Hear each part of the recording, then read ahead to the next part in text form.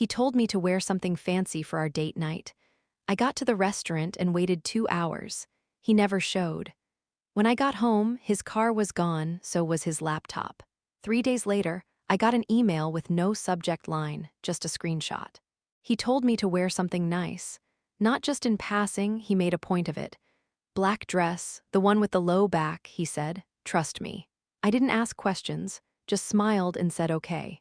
We hadn't done a real date night in a while. Life had gotten noisy, work, bills, the usual drift that happens when you've been with someone long enough to confuse presence with intimacy. But when he told me he made a reservation, I thought maybe this was his way of recalibrating. A small gesture to say, I still see you. I took my time getting ready. Hair curled, subtle makeup, earrings I usually skip. I even wore the shoes that pinch a little but look great under candlelight. Something about the way he said it made me feel like the night mattered, like maybe he was trying again. The restaurant was one of those tucked-away places that doesn't have a sign out front, just a matte black awning and frosted windows. Trendy, but not loud. Romantic in a minimal kind of way. I got there a few minutes early, which is saying something because I'm chronically 5 minutes behind to everything. The hostess smiled when I gave his name. You're the first to arrive, she said. I sat. Lit candle, water poured. A menu I barely looked at because I figured he'd want to split a few things like we usually did. 10 minutes passed. Then 15. I checked my phone. No messages, no missed calls. 20 minutes. I texted, all good. Nothing. The server came by to ask if I wanted to start with a drink. I said I'd wait. Told her he was probably just parking. 45 minutes. I ordered a glass of wine, not because I was impatient, because the silence started to hum. People were seated around me, couples talking over shared plates. Laughter. A woman in the corner dabbing at her eyes while her date looked panicked. Real life happening in real time, and I was just still.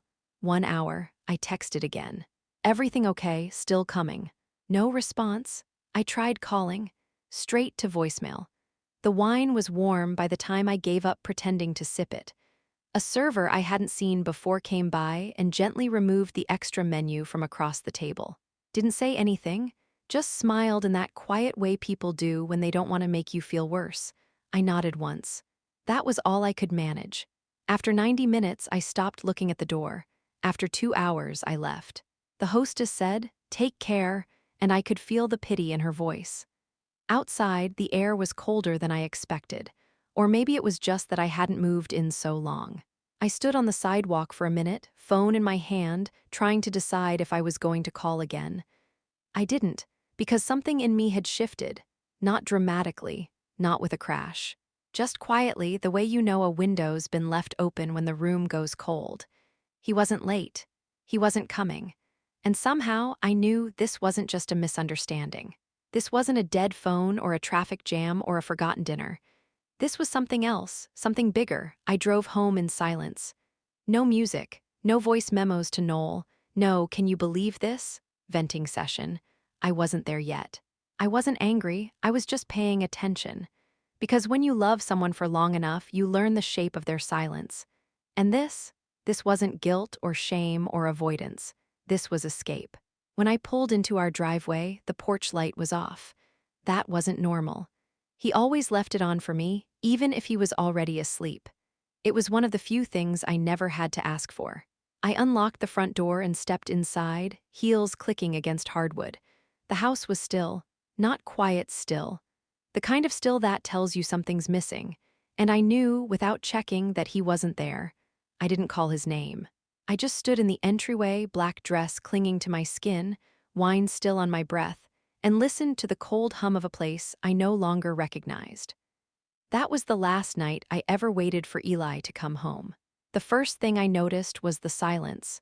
Not the usual kind, not the he's asleep with his headphones in kind, or the working in the other room kind. This was heavier. A vacuum. I stood in the entryway for a long moment, holding my clutch like I didn't know where to put it down. My heels felt too loud on the floor, so I kicked them off. It didn't help. The silence pressed harder. I turned on the hallway light and walked toward the bedroom. The door was open. The bed was made, which was odd. Eli never made the bed, Not unless I was already home and he was pretending he did it every day. I used to tease him about it. I didn't call out for him. Something in me already knew it would be pointless. I did a quick pass through the rooms, bedroom, kitchen, his office, the guest room we never used. All empty. But it wasn't just that he wasn't home. It was the feel of the house. Off, hollow, like someone had taken a few pieces out of a puzzle and shoved the rest back in the box. His keys weren't on the hook. That's when my stomach started to tighten. I opened the bedroom closet. Most of his clothes were still there. Work button-downs, gym gear, the old hoodie he always wore when he was sick. All present. But the black duffel bag he used for travel? Gone. So was the charger for his laptop. And the laptop itself. I checked his desk. Clean, too clean. Normally, it was a cluttered mess, receipts, cords, coins, pens that didn't work. But now, nothing but a water bottle and a coaster. The drawer where he kept his passport and documents was half open, empty. I stood in the middle of the room and took a slow breath. In, out, then I opened the hallway closet. His overnight shaving kit? Gone. I walked back to the kitchen, flipped on the overhead light, and scanned the counter.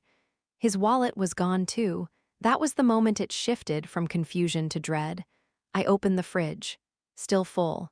His favorite yogurt untouched, 2 beers. The leftover soup I made the night before. None of it looked touched. So whatever he didn't make a scene, he didn't empty the place out. He took only what he needed. Which was worse, somehow, because it meant he planned it. I sat down at the kitchen table and stared at the spot where his laptop usually lived. The empty space stared back. I didn't cry. I didn't scream or tear the place apart or make 1,000 calls. I just sat there. Quiet. Trying to do the math. Where could he have gone, and why? But those weren't even the real questions, not yet. The real question was, why didn't I see this coming? Because the signs were there. They always are. You just don't know what they are until it's too late to name them. Like how he'd been spending more time at work. Or how he changed his phone password last month because of a security update and never gave me the new one. Or how he'd been overly sweet 2 nights ago, not dramatic, just a little too present. He brought home dinner, told me I looked good even though I was in sweatpants, rubbed my back while we watched TV. At the time, I chalked it up to reconnecting. Maybe he was finally tuning back in. Now, I see it for what it was, a curtain call. One final performance before the lights went out. I didn't call anyone that night, not his sister.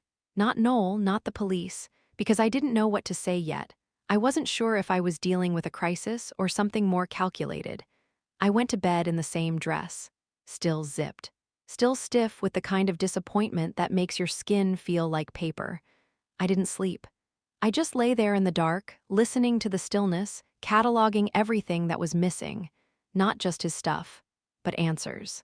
The next morning, I woke up and checked the driveway first. His car was still gone.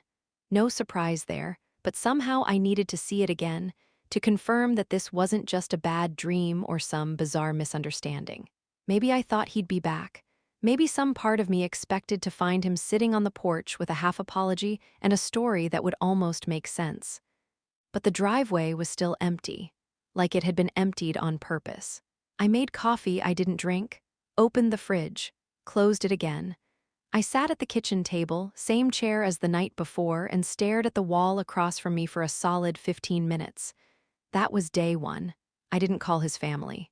Didn't call the police. I didn't tell anyone. Not even Noel. I don't know if I was protecting him or protecting myself. I think I needed to sit with it alone first, to figure out whether this was a glitch or something bigger. Something real. He could have had an emergency, a breakdown. People disappear for 1,000 reasons and most of them aren't malicious. But the laptop was gone. The documents, the bag, the clean desk. That's what kept looping in my head, how clean the desk was. It didn't feel frantic. It felt deliberate. Day 2, I went through our shared accounts. We didn't fully combine finances. I'd always kept my own checking account, and he said he liked to keep things clean, which I'd never questioned before. But we had one joint card for groceries, utilities, the boring stuff. I logged in, half expecting something weird. Nothing jumped out. Last charge, dinner for 2, Thai takeout. 2 days before the reservation that never happened. There were no massive withdrawals, no strange transfers, not yet. I told myself he'd come back. That maybe something happened that had nothing to do with me. But by day 3, I stopped believing that.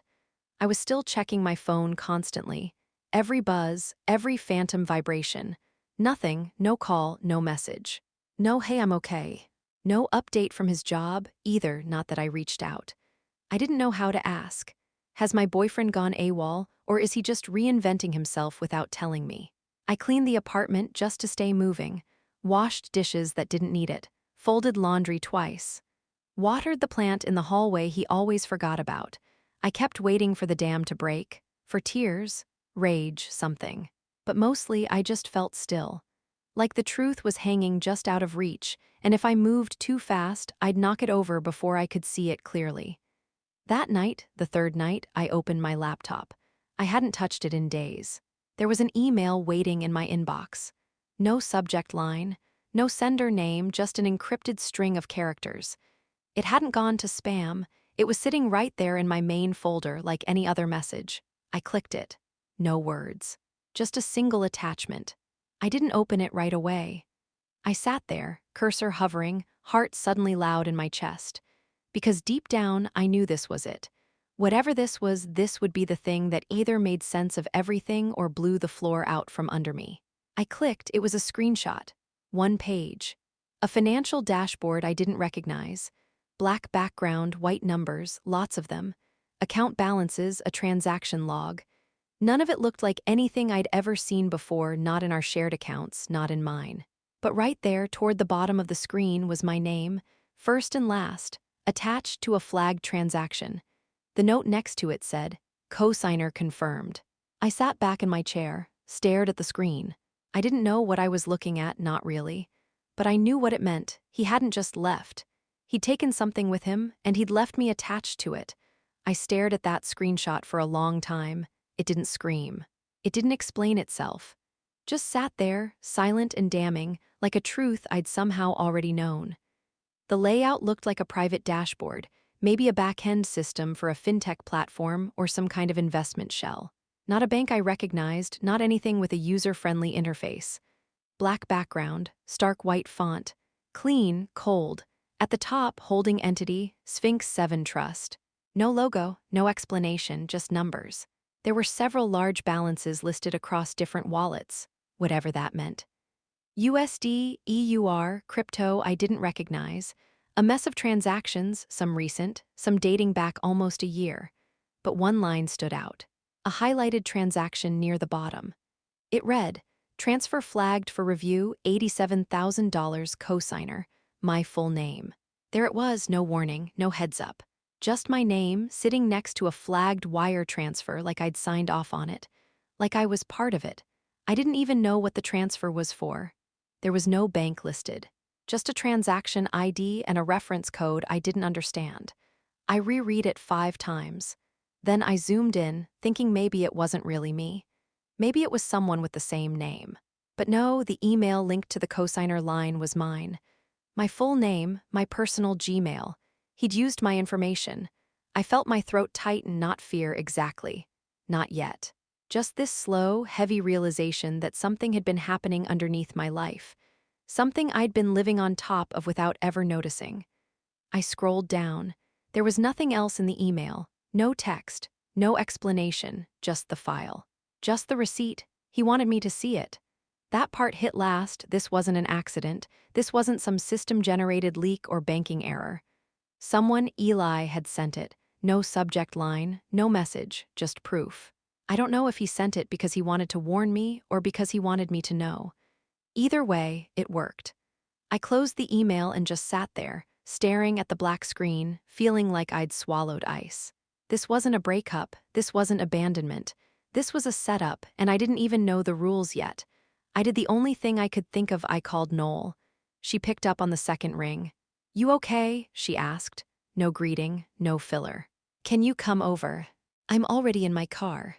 20 minutes later, she was sitting at my kitchen table with her laptop open, hair tied back, sleeves pushed up like we were about to go to war. "Show me the email," she said. I forwarded it. She opened it, paused. "Jesus. I don't know what I'm looking at." "You're looking at something that shouldn't have your name on it," she said flatly. And definitely not your email. She clicked through the image, enlarged the metadata, squinted. Where the hell did this come from? No idea. He didn't leave a note, no explanation. Just this. She looked at me, and I could tell her brain was moving 3 steps ahead of mine. You didn't sign anything. Not that I remember. You'd remember. I said nothing, because I didn't know anymore. Because love makes you trust people with the small stuff, an email here, a birthday form there, a copy of your driver's license for something he says he needs just in case. And then one day you're staring at your name attached to $87,000 in a flagged transaction and realizing, maybe he didn't need me, maybe he needed access. Noel stood up, paced once, then sat back down. We need to figure out what this dashboard is, who runs it, and where else your name shows up. She looked up at me. You ready? I nodded slowly, because whatever this was, I was in it now. And if he thought I'd sit still and wait for the rest to fall on me, he didn't know me as well as he thought. Noel read the screenshot again, then again. She didn't say much the first time through, just scanned the lines, her eyes moving like she was training them to memorize. She had that look, the one she got when something didn't sit right. Focused, flat-mouthed, hands still. No way he put this together himself, she finally said. I sat across from her, still in yesterday's clothes, still wrapped in that weird fog where shock pretends to be calm. What do you mean? She pointed at the screenshot. This interface isn't for average users. This is internal. I'm telling you, this dashboard wasn't made for clients. It was made for compliance teams. I blinked. So, someone was watching this from the inside. She leaned back in the chair and tapped her nail against the table. Or he had access to someone who was. Either way, this isn't just sketchy. This is deliberate. I stayed quiet. She opened her laptop, started typing fast. Searching the keywords on the dashboard, the trust name, the transaction reference. Most of it came up blank, or worse, buried in the kind of results that belong to people who know how to keep things hidden. But one string of numbers, part of the transaction ID, brought up something weird. A username, mglass49. It showed up on a tiny developer forum, buried in the comments of a thread about crypto ledger delays. The account was inactive, no profile photo, no posts except one, but it linked to an old GitHub profile with a different name. Elian M. Noel stared at the screen for a beat. Wait. Elian, she repeated. I said it out loud slower. Elian. He had used a version of his real name, a longer one he'd never mentioned, not once in 3 years. I opened my mouth, closed it again. Noel kept digging. The GitHub profile was dead, no activity in months, but the email tied to it had been used to register something else. A username on a defunct investment startup forum. And from there, a redirect to a finance blog comment section. And from there, a ping to a leaked database of digital wallet owners from a data breach years ago. Same alias, same email, same fingerprint. He's been operating under this name for years, Noel said. This wasn't just some last-minute panic move. He's been building an exit for a long time. I rubbed my hands over my face. And I was just what? Collateral. Worse, she said, you were cover. That word landed hard, because it was true. He didn't need me as a partner. He needed me as a decoy, a name that looked clean, a fallback. A signature he could get access to without asking, because who questions a boyfriend who says, just sign this so I can add you to the lease or use your email, mine's full? Not me. Not back then. Not when I was still trying to be the kind of partner who didn't read too much into things. Noel's jaw tightened. He knew exactly how much you trusted him. He used that to build something under your nose, something that looked legit from the outside, but was never meant to last. She turned her laptop around and showed me the chain of accounts tied to the alias. None of them in my name, but they all came back to that one transfer, the flagged one, that somehow did. My name was the only one on that page that didn't match the pattern. Tell me that's not on purpose, she said. I couldn't. Because of course it was. He left just enough in his wake to make it look like I was part of it, but not enough for anyone to realize he was behind it unless they knew where to dig. This is federal-level shady, Noel muttered. Wire fraud, identity misuse, offshore handling, hell, this could be laundering. I stared at the wall, so I call the cops. She shook her head. Not yet, not like this. We don't know how deep it goes. You hand this over now, they might start with you. And you don't even have the full picture yet. So what do I do? Noel looked at me hard. You get ahead of him. The alias led to a second bank account. Noel found it on the fourth night, hunched over her laptop in leggings and a hoodie, typing like her fingers were chasing something her brain had already caught. She didn't sleep. Barely ate. I'd never seen her lock in like this before, like someone had dared her to untangle a knot made out of code, and she took it personally. He left a trail, she said, not looking up. Sloppy, but traceable if you know where to dig. I sat on the floor nearby, cross-legged, staring at the candle I hadn't lit in months. I didn't ask what she meant. I trusted she'd tell me when it mattered. At 3:12 a.m., she did. There's a second account, in Wyoming. I blinked. Why Wyoming? Loose compliance laws. Less scrutiny. Perfect place to tuck money away where no one's looking, especially if you're using a shell trust. I swallowed. Is my name on that one too? No, she said, that's the good news. She spun the laptop around. On the screen was a scanned lease agreement. A small house. Rural, 1 bedroom, leased under the name Elian Marks, signed 2 weeks ago. 2 weeks before our date night. I stared at the signature. His handwriting. Distinct. The curve of the M like a wave he never meant to ride home. He was planning this while I was in the kitchen making dinner, I said quietly. Noel didn't say anything. He was planning this while we were in bed, I added. While we were watching that dumb reality show he pretended to hate but always asked to put on. Still nothing from her. Just the click of keys as she saved the lease to a secure drive. That silence was louder than anything. He didn't leave in a panic. He didn't get cold feet or freak out about commitment or have a breakdown that made him run. He had an address lined up. He had an identity lined up. He had already left before his body walked out the door. It was like realizing the person I loved had been quietly packing for months, emotionally, financially, legally, while I was still buying groceries for 2. Noel finally spoke. He didn't just ghost you, he ghosted this life. She turned her screen back to herself.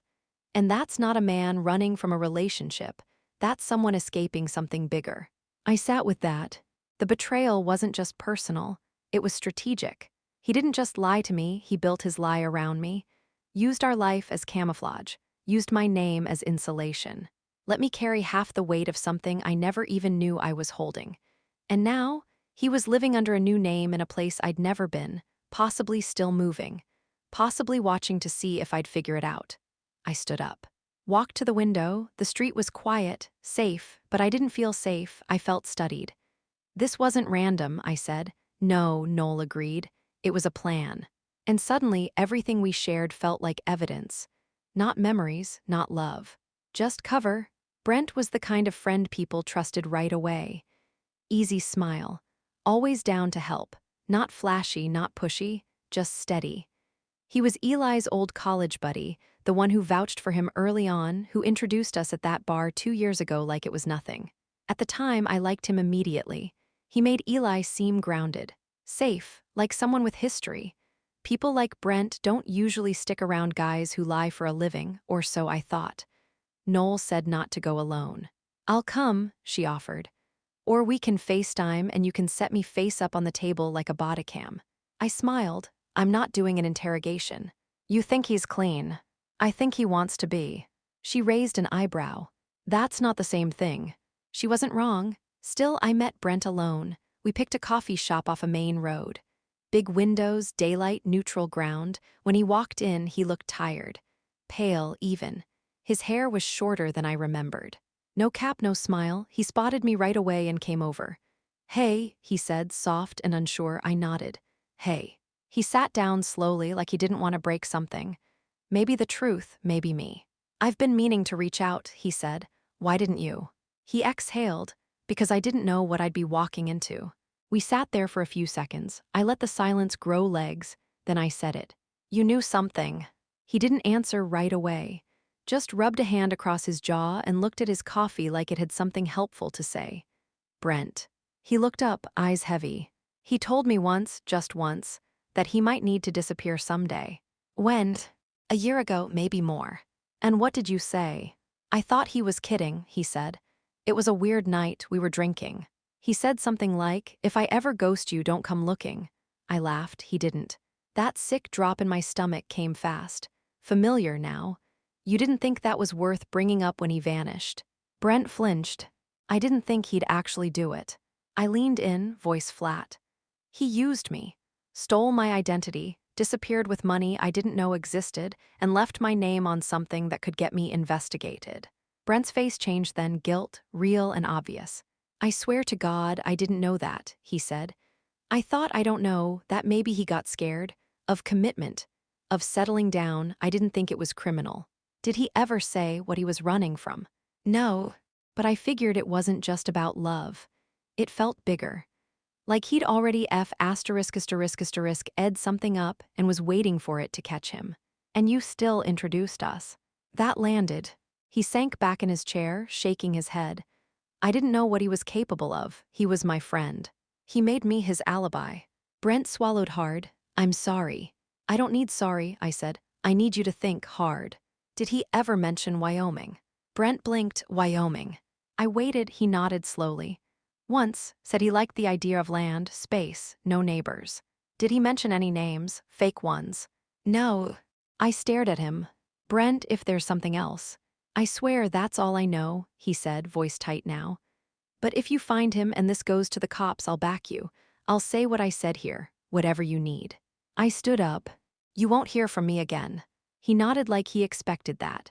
But as I walked out, I still wasn't sure if Brent was clueless or just careful enough to stay clean. Either way, I wasn't counting on him.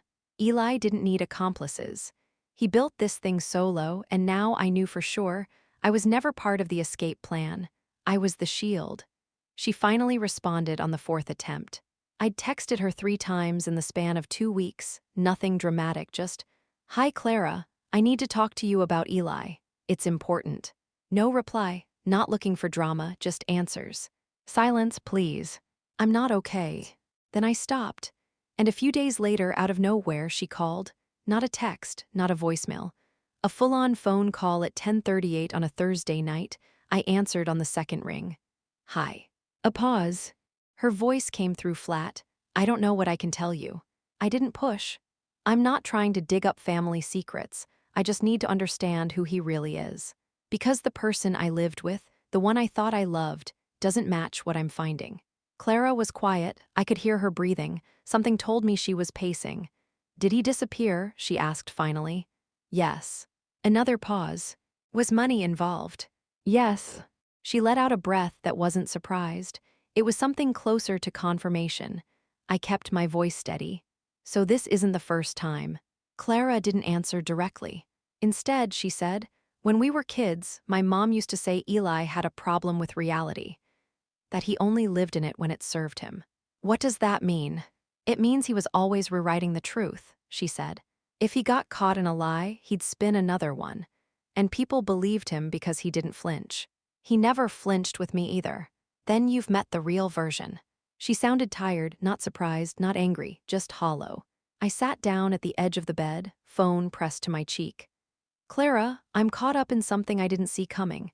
My name is on a flagged transaction. There's a fake identity tied to a lease in another state. I don't know what he was planning, but I know I was part of it." She was quiet again. "I'm not asking you to protect him," I said. "I'm asking if you've seen him do this before." Clara finally spoke, slower now, careful.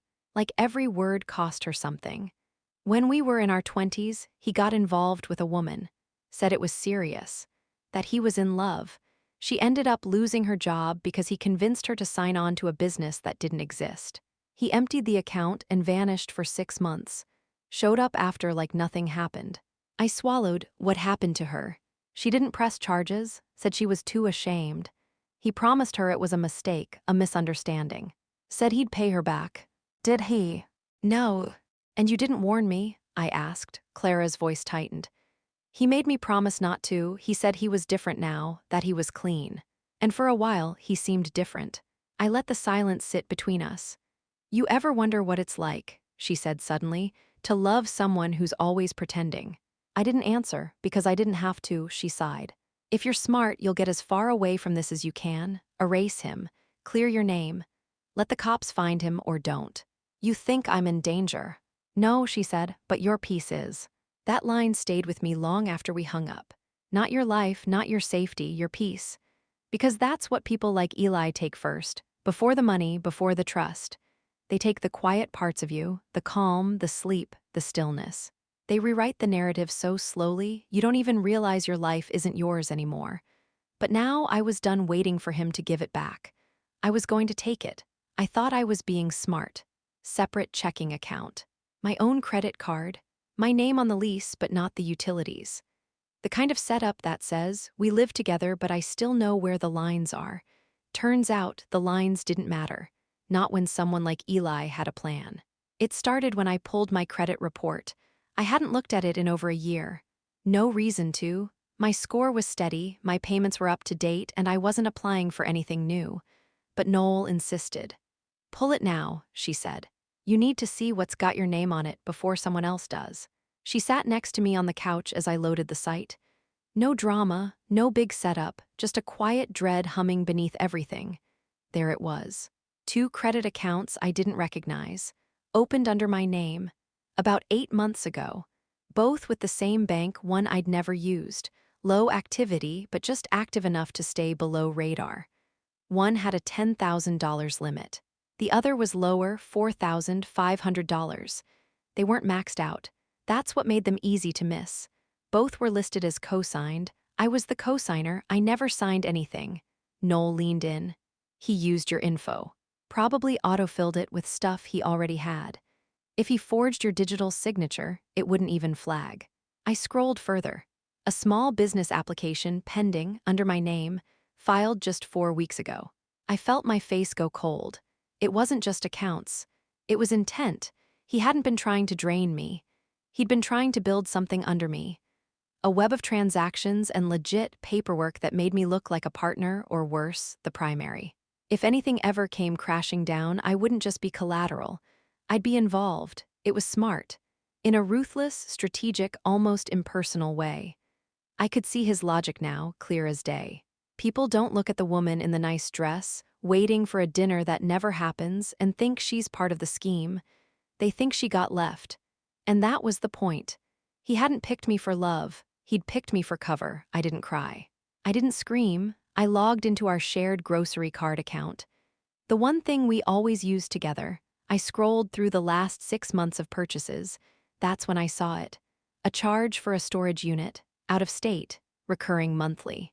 Small enough not to raise suspicion. Small enough that I never noticed it among the Trader Joe's and Amazon purchases. It was under his name, but my email was the one listed for billing. I stared at it. Noel caught it too. That's where it is, she said. Where what is? Whatever he didn't take with him. Whatever he didn't want to risk carrying. I clicked into the receipt, downloaded it. Next payment due in 5 days. He hadn't canceled it. I leaned back, heart pounding with something new, not fear. Leverage. He left something behind. Something he still needed.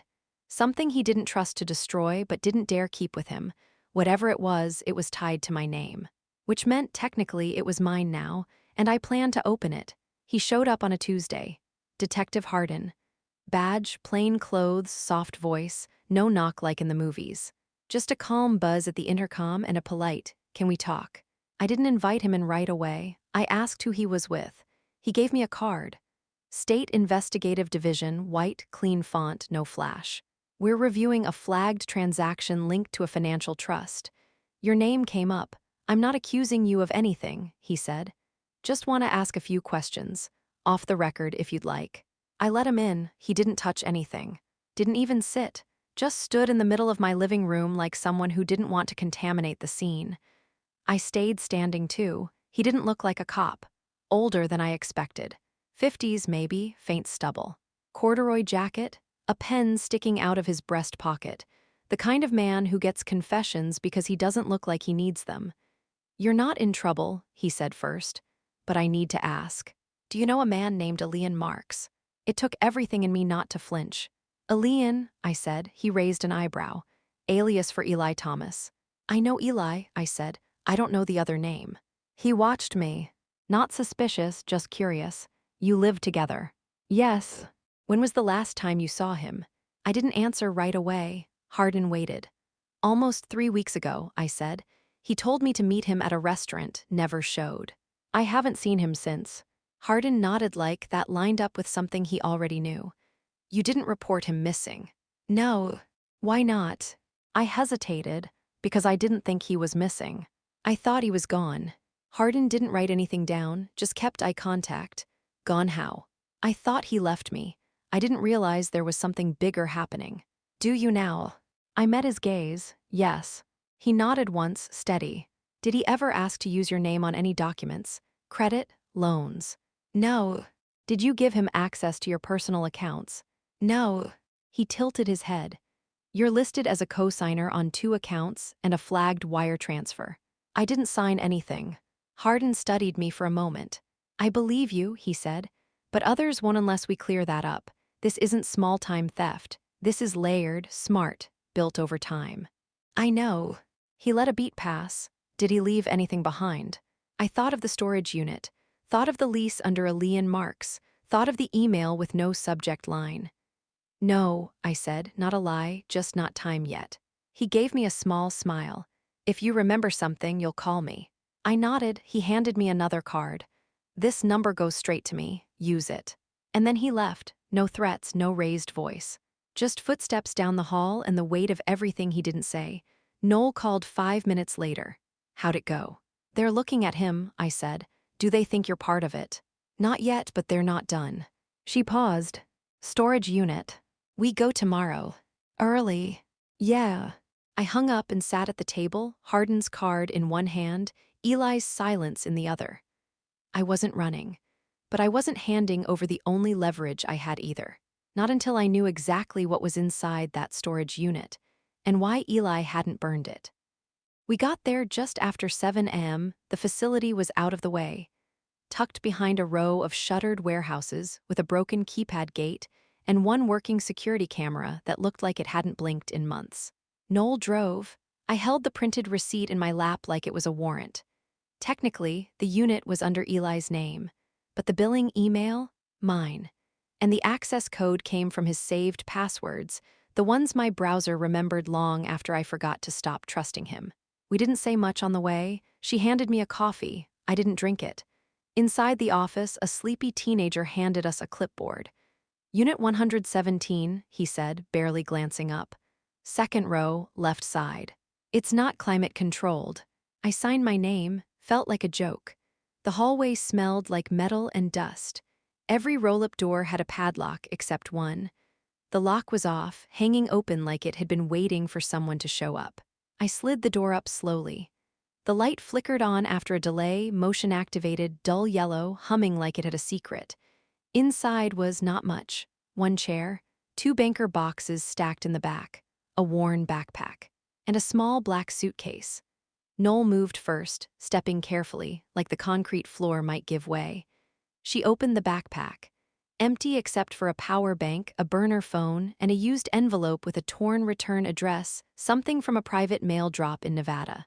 I moved to the banker boxes. They were heavier than they looked. Inside the first, 2 external hard drives, rubber-banded folders of paper, some with my name on them, others with his aliases. He kept everything. Bank statements, password lists, wire diagrams, copies of ID scans, mine, not his. Noel picked up one folder, flipped through it, and muttered, Jesus. The second box had a notebook inside, plain black cover, no title. But on the first page in his handwriting, Plan B, I stared at it for a second before opening it. The pages were dense, full of bullet points, numbers, checklists, assets to move, new identity order, if flagged, delay 30 days, leave misdirection trail, if contact, deny. And halfway down the third page, narrative control equals safety. He'd underlined that one. I don't know how long I stood there, reading in silence, just absorbing it, the structure, the foresight. The calculated detachment of someone who didn't see people, just utility. Noel held the burner phone. This is traceable if it's been on. Let's not turn it on here. She nodded, eyes sharp. Then I opened the suitcase. Clothes, a second laptop, a handful of burner cards, a small, locked fireproof envelope labeled simply, keys. I didn't open it, not yet. Because the notebook already told me what I needed to know. He'd staged a quiet exit with military precision, and he'd used me as a mirror the whole time. Someone to reflect normalcy back at him while he stacked lies behind my back. I was never the backup plan. I was the plan. We took photos of everything, cataloged it, didn't move it, not yet. Noel looked at me as we stood in the doorway of the unit, light still flickering behind her. "You're not pressing charges yet, are you?" "No." "Why not?" "Because I haven't finished reading," I said. "And I want to know everything he built before I burn it." She didn't argue, she just rolled the door down behind us. I read the notebook over 2 nights. Noel offered to stay, but I said no. I needed to do it alone. I sat at the kitchen table with the hard drives, the notebook, and the burner phone, which I hadn't turned on yet, just in case. The first half of the notebook read like a blueprint, like a manual for vanishing. Phases, timelines, trigger points, contingency paths, code names for accounts and assets. He listed strengths and vulnerabilities like a SWOT analysis, including mine. Under a column labeled liabilities, he'd written, "Too loyal, not suspicious. Emotionally steady, can carry weight until final week. Will not contact authorities without proof." That last line was underlined. I had to reread it 3 times. He'd profiled me, like I was a case study. A component in a larger exit strategy. Not because he hated me, but because I was useful, predictable. The perfect anchor to make his disappearance look accidental.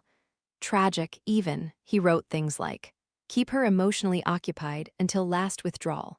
Delay confrontation by shifting focus. Birthday, trip, sex.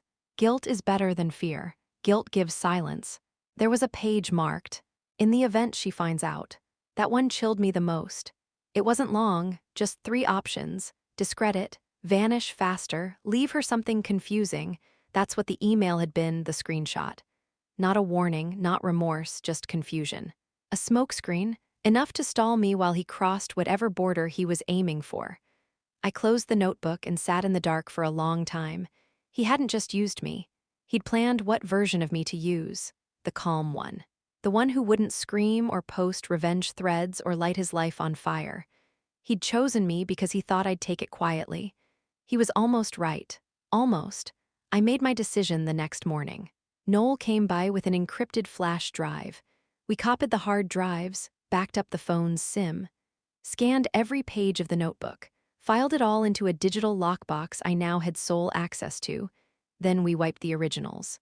Noel lit the match. We watched the paper curl in a steel trash can on the back patio. "You sure?" she asked. "Positive." "Even the phones?" I nodded, especially the phone. He didn't get to breadcrumb me through the rest of his mess. He didn't get to keep me on the hook, wondering what was left, what I hadn't seen. I'd seen enough. She dropped the phone in next. It cracked, hissed, and just like that it was done. No evidence, no souvenirs. Just leverage, quiet, invisible, and out of reach. I wasn't going to the police, not yet, because I knew something he didn't. Sometimes the best revenge isn't exposure. It's control. And now, finally, I had it. I didn't want revenge. Not in the dramatic, movie-ending sense. I didn't want him arrested on the evening news or dragged through some trial where his charm might buy him sympathy. I didn't want closure, either. That ship had sailed. What I wanted was control. To make sure he couldn't use anyone else the way he used me. To cut off whatever runway he thought he had left. Noel said it first.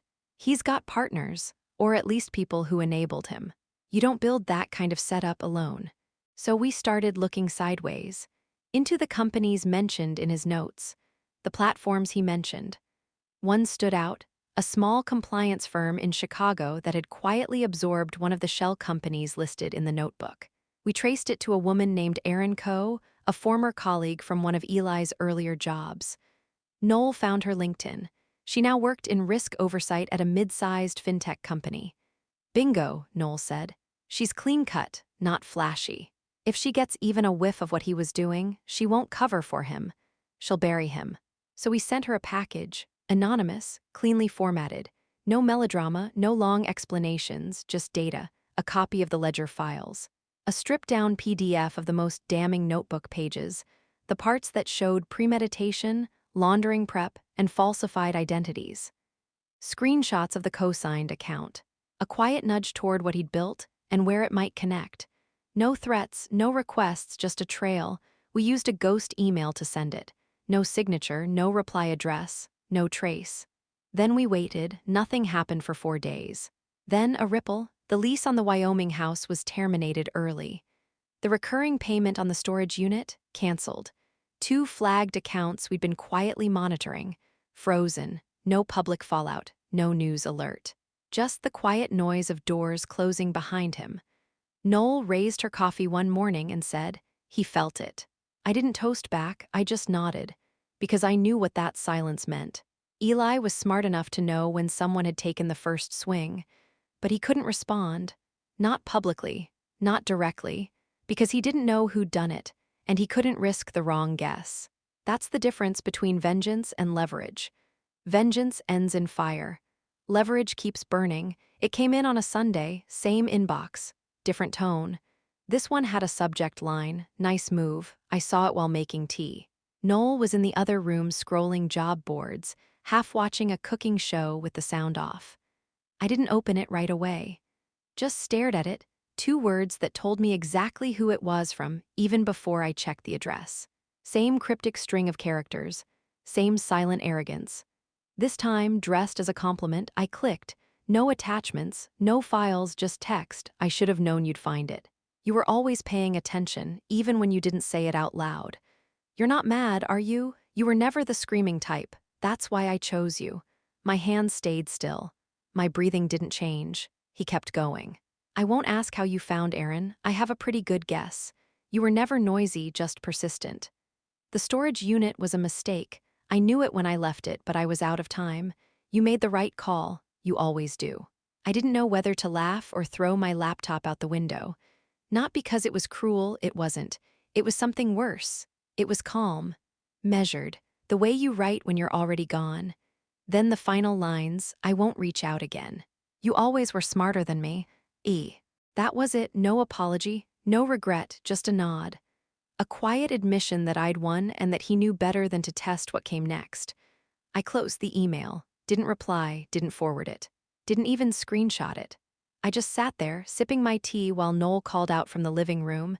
He finally squirmed. Yeah, I said, but not for long. She turned the volume up. Good. I archived the message, not deleted, not saved, just filed away, like everything else he left behind. No drama, no last word, no reaction.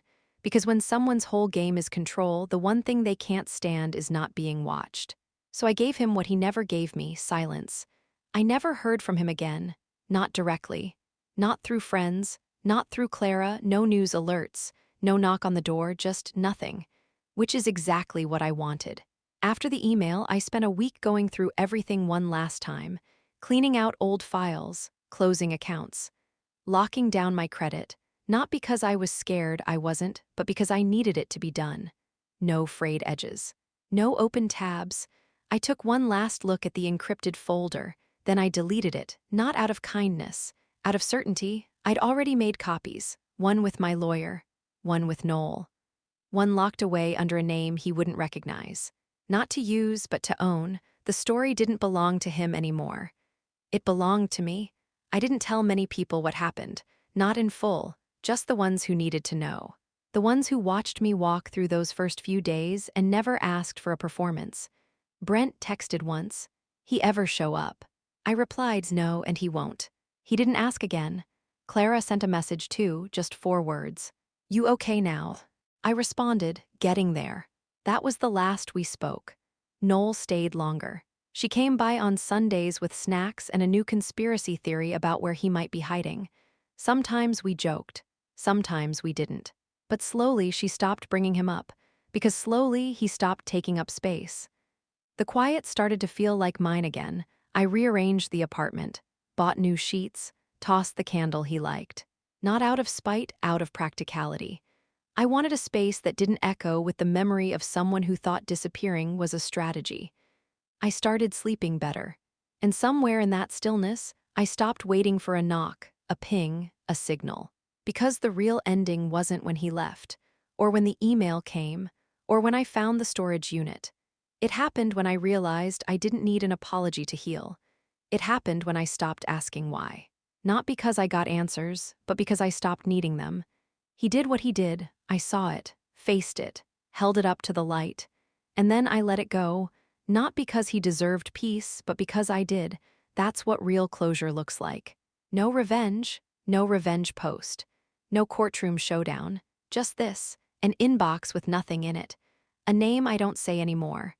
A future that no longer includes explaining myself to people who never earned the full version of me. That's enough, that's everything. Thank you for watching. Please do not forget to like, comment, share, and subscribe. I love you all.